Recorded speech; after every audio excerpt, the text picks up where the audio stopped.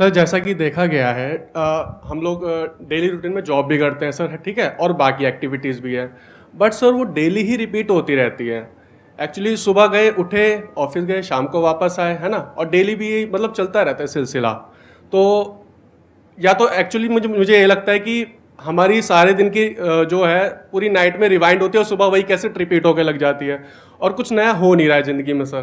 तो मुझे लगा कि आपसे ये क्वेश्चन पूछना चाहिए कि मतलब आप इस पर थोड़ी सी एक्सप्लेनेशन तो दें सर प्लीज़। शादी हो गई है क्या आपकी? नहीं सर, बिल्कुल अभी नहीं हुआ सर। तो कुछ नया क्यों नहीं हो रहा है आपकी जिंदगी में? कुछ हो ही नहीं रहा है नया। प्लीज़ सर इस पर 5 मिनट्स की एक्सप्लेनेशन तो जरूर दीजिए आप। हाँ हाँ, नहीं ठीक है, 5 मिनट जैसे हो जाए मुझे बता देना। Please sir, thank you so much. हाँ, हैव अ सीट। हम बोलते हैं कि हम कुछ नया करना चाहते हैं, सोचते भी हैं, बट नया करने में डर लगता है। That is called fear of the unknown. कि अगर आपकी लाइफ बुरी से बुरी भी है तो जैसी भी है नोन है। नोन मतलब होता है आपको पता है कि क्या होने वाला है सुबह उठने के बाद में, और कहां जाना है, कहां से वापस आना है, किससे मिलना है, किससे नहीं मिलना है, सब कुछ पता है। जैसे ही कुछ नया करते हो तो वहां पे रिस्क होता है। फॉर एग्जाम्पल आप मेट्रो में जा रहे हो, उसी रूट से जा रहे हो, आपको कौन रोक रहा है? अपने साथ में कोई है उससे बात करने से।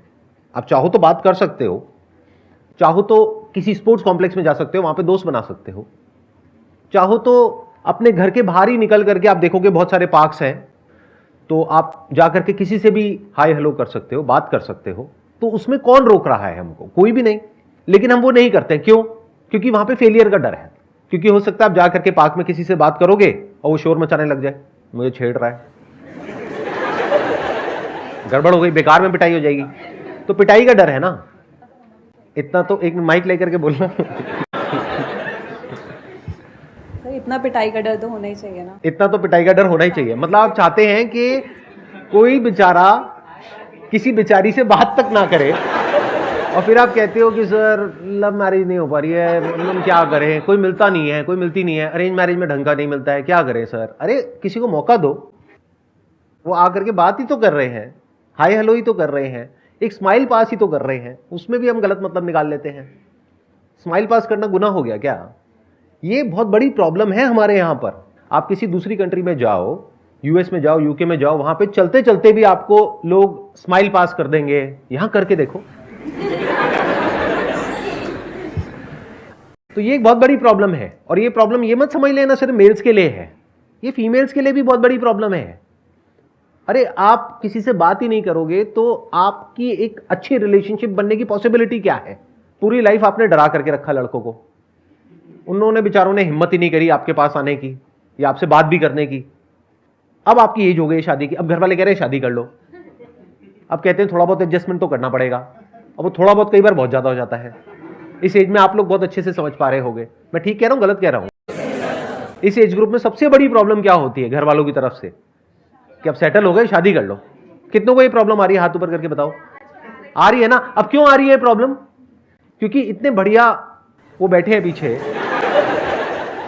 उनको आपने कभी मौका ही नहीं दिया, और आज भी आप मौका नहीं देने वाले। मतलब इतना नहीं है कि यहां से सेशन खत्म हो रहा है उसके बाद में चलो साथ में ऑटो में चल लेते हैं।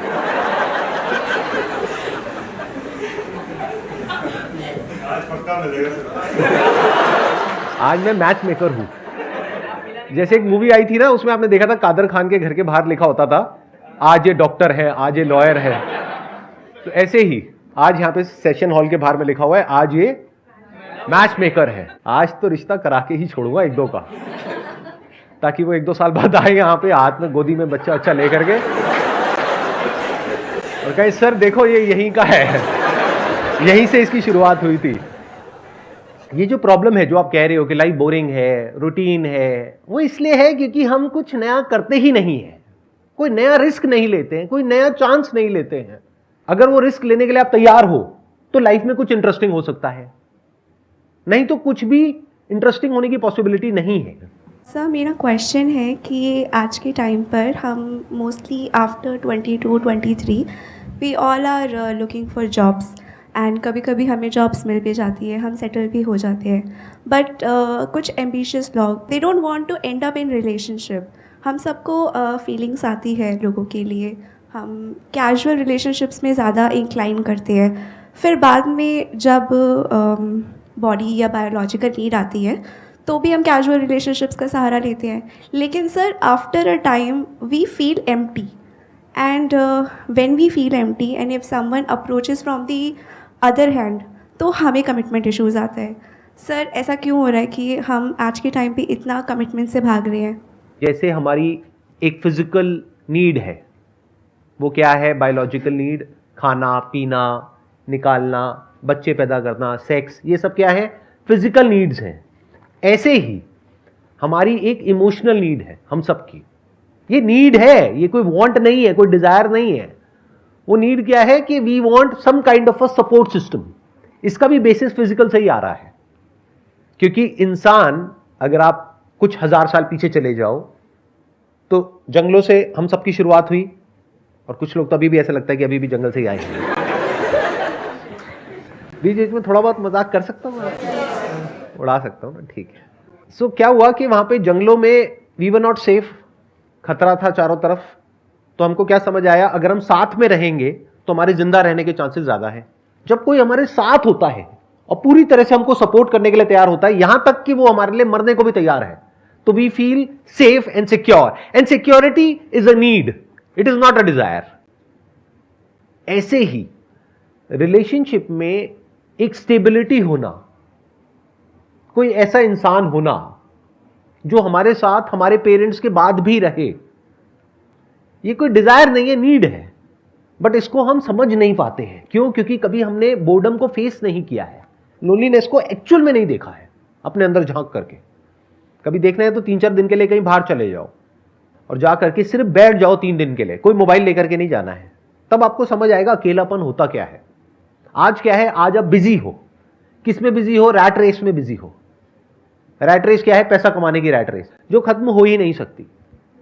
इस रैट रेस को जीत भी गए तब भी रैट के रैट ही रहने वाले हो। क्यों? क्योंकि पहले तो ये टेंशन होती है 20-22 साल की एज में एक जॉब मिल जाए, जॉब मिल जाए, जॉब मिल जाए। आपने क्वेश्चन में भी बोला कि कुछ लोगों की जॉब लग जाती है, कुछ की नहीं, सबकी लग जाती है। नहीं लगेगी तो बेचारे कहां जाएंगे? या तो जॉब करेंगे या बिजनेस करेंगे, कुछ ना कुछ तो करेंगे ना। पैसा चाहिए, कितना चाहिए? बहुत चाहिए। और हमें ऐसी गलतफहमी हो जाती है कि पैसे से सब कुछ मिल जाएगा जो भी हमें चाहिए। फिर हम क्या बोलते हैं? Career is more important than relationship. फिर हम रिलेशनशिप को डिले करते हैं, पोस्टपोन करते हैं, जितना कर सकते हैं उतना।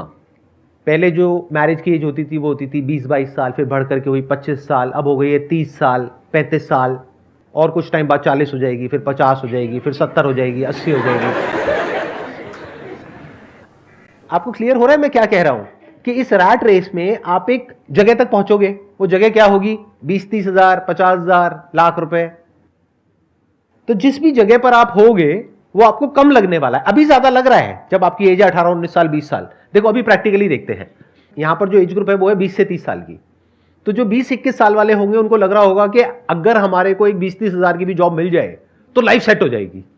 यहां कितने हैं जिनकी ऑलरेडी जो जॉब है वो 30-40 हजार, 50 हजार रुपए से ऊपर की है? हाथ ऊपर करिए। क्या लाइफ बहुत बढ़िया चल रही है? ऐसे कर दिया लोगों ने। अरे नहीं सर, क्या बात कर रहे हो। लेकिन इल्यूजन क्या है कि आज 50 हजार रुपए इस वजह से ठीक नहीं चल रही लाइफ। वही सेम इल्यूजन जो 5 साल पहले था कि आज मेरी सैलरी 20 हजार है इसलिए लाइफ बढ़िया नहीं है, जब 50 हजार हो जाएगी तो बढ़िया हो जाएगी। आज का इल्यूजन है अगर 50 हजार से 1 लाख हो जाएगी तो लाइफ बहुत बढ़िया हो जाएगी। ये कभी नहीं होने वाली, क्योंकि जो करियर के पीछे दीवाना है, करियर करियर करियर करियर, पैसा पैसा पैसा पैसा पैसा, वो एंटैंगल्ड हो जाएगा इस पूरे के पूरे सिस्टम में। उसके अंदर डर भी होगा उस नौकरी को खोने का। तो वो जो कंपनी जहां पर वो काम करेगा वो उसको यूज नहीं करेगी, उसका फायदा नहीं उठाएगी। उसको समझ नहीं आएगा कि अगर इसकी नौकरी गई तो इसकी क्या हालत होने वाली है। तो क्या वो प्रेशर क्रिएट नहीं करेगी?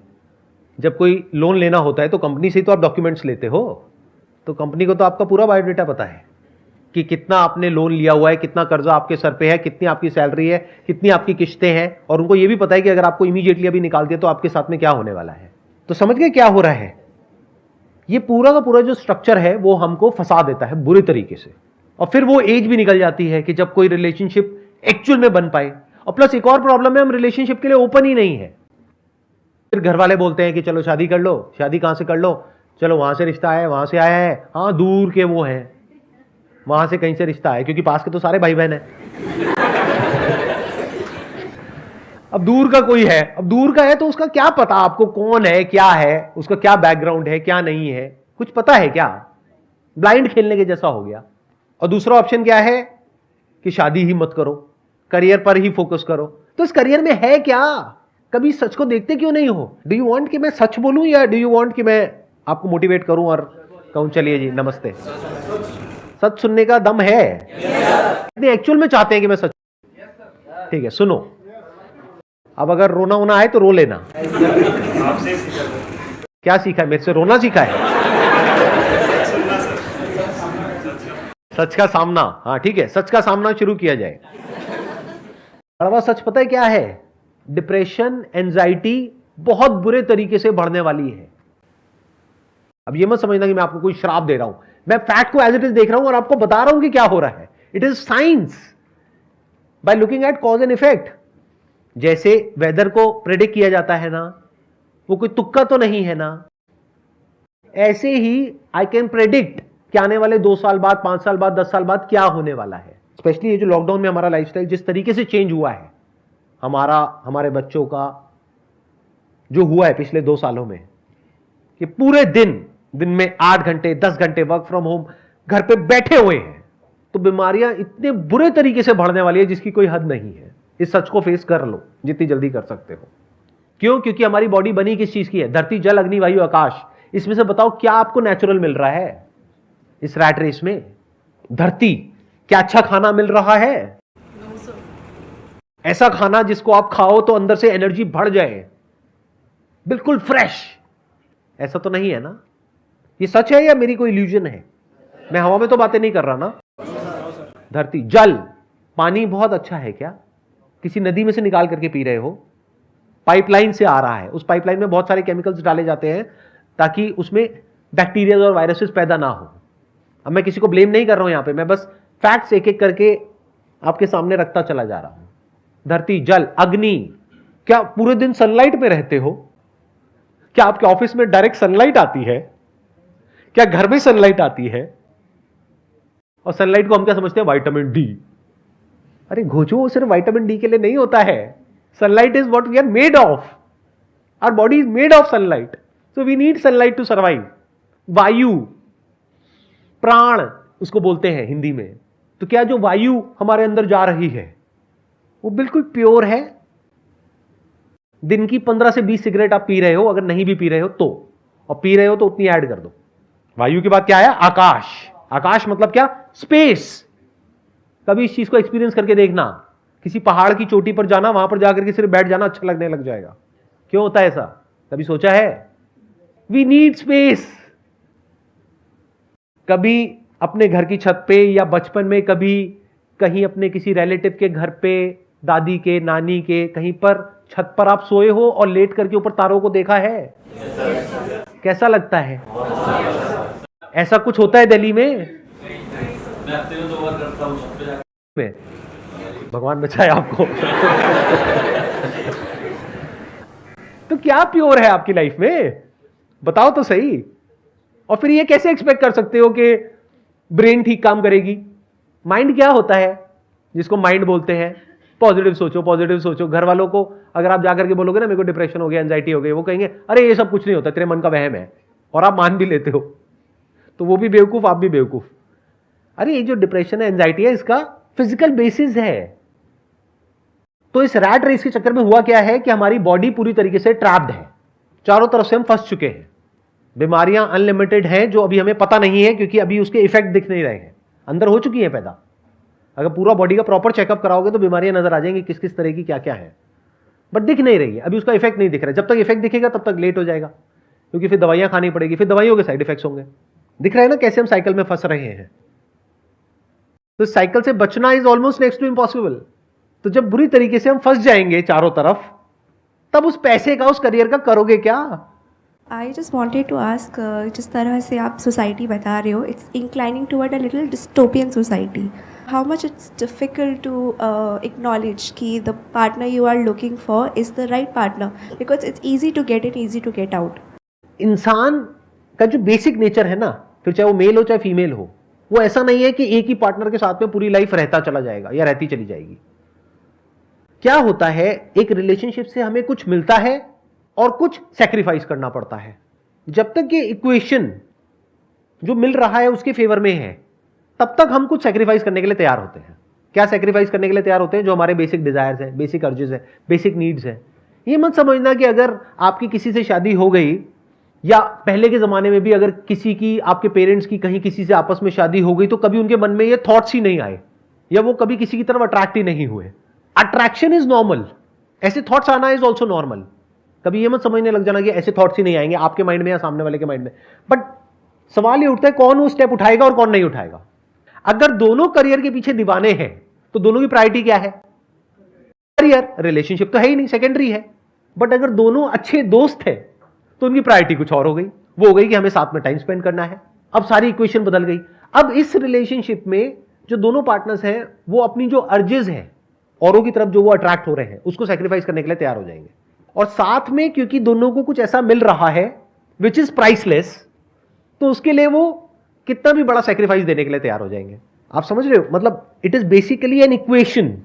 ऐसा कभी भी नहीं था कि अट्रैक्शन नहीं था। इसका प्रूफ यह है कि पहले के जमाने में, आज से 100 साल 500 साल पीछे आप चले जाओ, कुछ राजा महाराजा होते थे, उनकी 100 बीवियां होती थी। और ऐसे कुछ कंट्रीज आज भी हैं जहां पे कुछ फीमेल्स हैं, उनके इतने हस्बैंड्स होते हैं, मल्टीपल हस्बैंड्स होते हैं। तो दोनों ही तरफ है अर्जिस। तो ये मत समझना कि आज कुछ अलग हो रहा है। जैसे आप जानवरों को देखेंगे तो बायोलॉजिकली हम में और बंदरों में ज्यादा फर्क नहीं है। तो क्या बंदर एक ही पार्टनर के साथ रहते हैं पूरी लाइफ? नहीं रहते। तो इंसान कैसे रहेगा? जब उस एक पार्टनर के साथ में उसको कुछ ऐसा मिलेगा जो कि वहां पर चीट करके मिलने वाला है, उससे ज्यादा कुछ मिल रहा होगा, तो वो चीट नहीं करेगा। इंसान जो कंट्रोल होता है ना, वो होता है प्लेजर और पेन से। अब प्लेजर क्या है? एक है इंस्टेंट प्लेजर। इंस्टेंट प्लेजर में क्या है? एक्साइटमेंट है, रश है, थ्रिल है, कुछ नयापन है, नशा है। ये सब क्या है? Instant pleasure. तो इसको क्यों सेक्रीफाइस करेगा एक इंसान, और कब करेगा? जब उसको समझ आएगा कि प्लेजर क्या होता है और हैप्पीनेस क्या होती है। अब उसको ये सब समझने की जरूरत भी नहीं है, एक इंसान फील कर लेता है। बहुत लोग हैं वो साइकोलॉजिकली इतनी मेरी बातों को समझ नहीं पाएंगे, बट वो एक अच्छी रिलेशनशिप में है और वो चीट नहीं कर रहे हैं एक दूसरे को। क्यों? क्योंकि उनको उस रिलेशनशिप से कुछ ऐसा मिल रहा है दोनों को जो उनको एक्चुअल में चाहिए, जो उनके लिए ज्यादा इंपॉर्टेंट है उससे, जो कि टेम्पररी उनको कुछ सेकंड्स का या कुछ मिनट का प्लेजर मिलेगा, तब वो सेक्रीफाइस करने के लिए तैयार है। सर, जैसा कि आप कह रहे हैं कि एक पहले फ्रेंडशिप होनी चाहिए, और फ्रेंडशिप भी ऐसी कि जिससे हम सारी बातें शेयर कर सकें, कोई हिचकिचाहट ना हो, और वो फ्रेंडशिप आफ्टर रिलेशनशिप भी रहनी चाहिए। तो it means you are saying like प्यार दोस्ती है काइंड ऑफ लाइक। प्यार अलग है, उसके लिए मेरा आप एक सेशन देखिए व्हाट इज लव, और दोस्ती के लिए सेशन देखिए व्हाट इज फ्रेंडशिप। ये मैंने कर दी अपनी marketing. Wish you all the very best. It was pleasure talking to you and pleasure meeting you all. Thank you so much.